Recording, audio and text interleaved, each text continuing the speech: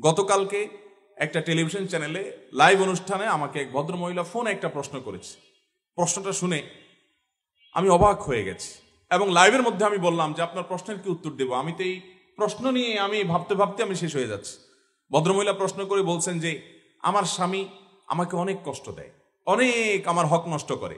সে বাহির থেকে আসে, এসে মোবাইল টিভি রিমোট নিয়ে বসে, আমার দিকে তাকায়ও না, জিজ্ঞেসও করে না, অসুখ বিসুখ খেলাম কি মরলাম দেখা দেখি নাই, আমার কোনো হক সে আদায় করে না।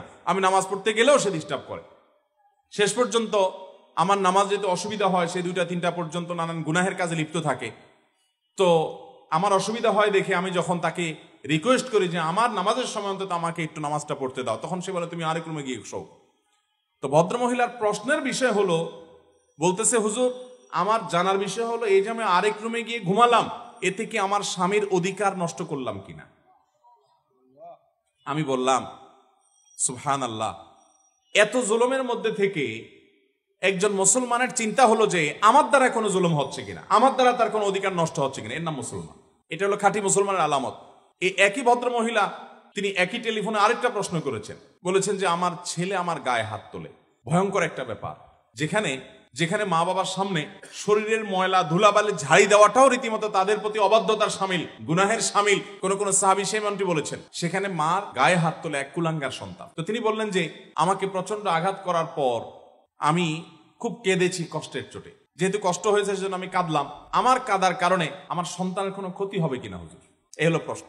তো আমি বললাম যে আপনার এই প্রশ্ন থেকে আমাদের সবার শেখার আছে যে মুসলমান নিজের দায়িত্ব, নিজের যে অধিকার সেটা যদি পেতে তার কোনো প্রকার তাকে সেটা আদায় করতে কেউ ত্রুটি বিচ্ছুতি করেও, যে আমার অধিকার কেউ আদায় করছে না, ত্রুটি বিচ্ছুতি করছে, অন্যায় করছে, সে দেখবে যে আমার দ্বারা কারোর অধিকার নষ্ট হচ্ছে কিনা। এর নাম হলো মুসলমান। আমরা আজকাল সবাই অধিকার সচেতন কিন্তু কর্তব্য সচেতন না। ভালো মুসলমান হতে হলে আপনাকে কর্তব্য সচেতন হতে হবে, দায়িত্ব সচেতন হতে হবে, যে আমার দ্বারা কারোর জন্য হক নষ্ট না হয়। চেষ্টা করবো তো ইনশাআল্লাহ। আল্লাহ তাআলা আমাকে আপনাকে আমাদের সবাইকে এটি মেনে চলার তৌফিক দান করুন। এই একটা আরজ আমি রাখলাম আজকের মাহফিল থেকে, আমরা প্রত্যেকে সাথে এই জিনিসটা নিয়ে যাই যে এখন থেকে আমি কারোর কষ্টের কারণ হবে না। সেটা আমার বন্ধু বান্ধব হতে পারে, প্রতিবেশী হতে পারে, মা বাপ তো বটেই, সেটা স্বামী স্ত্রী হতে পারে, সেটা আমার অফিসে কলিগ হতে পারে, পথচারী হতে পারে, বাসে আমার পাশে সিটালা হতে পারে। আপনি দেখবেন যে ওই যে চেয়ার কোচ বাসগুলোতে যদি চড়েন অভ্যাস থাকে কারোর, তো দেখবেন প্রায় সময় কেওয়াজ বাদে কি হয়েছে, একজনের সিট ডাউন করে দিছে, একটু বেশি ডাউন করে দিছে, পিছনে যে সিট আছে তার বুকের উপর পড়ে গেছে সিটটা, তো মারে জোর করে ধাক্কা। এ ভাই আপনি পাগল হয়ে গেছেন নাকি, আমার গায়ের উপরে এসে আপনার সিট পড়ছে, আপনি কি চোখে দেখেন না কিছু? আবার সে পিছনের দিকে কল্লাটা উল্টে দেখে বলে ভাই আপনার কি সমস্যা, আপনার তো আপনি সহায় দেন।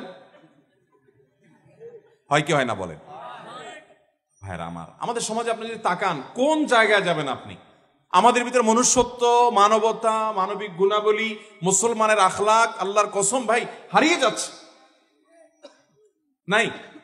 অথচ যিনি সিটটা ডাউন করছেন তার উচিত ছিল যে পেছনের লোকদের ডিস্টার্ব হচ্ছে কিনা আস্তে আস্তে ডাউন করা এবং জিজ্ঞেস করা ভাই, কারণ ওই লোকটা তো প্রতিবেশী, পাশের সিট আলা প্রতিবেশী না, কয়েক ঘন্টার জন্য তো প্রতিবেশী।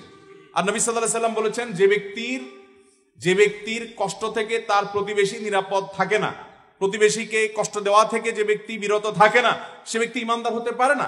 তার উচিত ছিল সিটটা ডাউন করার সময় বলা ভাই বেশি হয়ে গেলে, বেশি নিচে হয়ে গেলে বলেন প্লিজ, আপনার কষ্ট হচ্ছে কিনা ভাই, ডিস্টার্ব হচ্ছে কিনা। এ হলো একটা ভালো মানুষের কথা, ভালো মুসলমানের কথা। এবং একইভাবে ওই লোকও বলার কথা যে ভাই ঠিক আছে অসুবিধা নাই, ভাই আমার বেশি অসুবিধা হয়ে যাচ্ছে, আপনি একটু উঠাবেন প্লিজ। এটা হলো একজন মুসলমানের আখলাক। কিন্তু মুসলমান কোথায় পাবেন?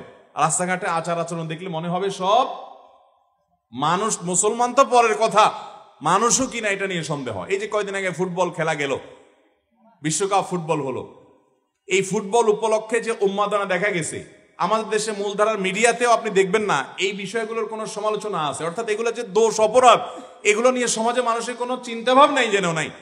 আমি কক্সবাজার এক হোটেলে ছিলাম, মাহফিল শেষে রাত্রে এসে মাত্র ঘুমাইছি, এমন চিৎকার চেঁচামেচি শুরু হলো আশেপাশে, কিসের ঘুমটুম সব শেষ।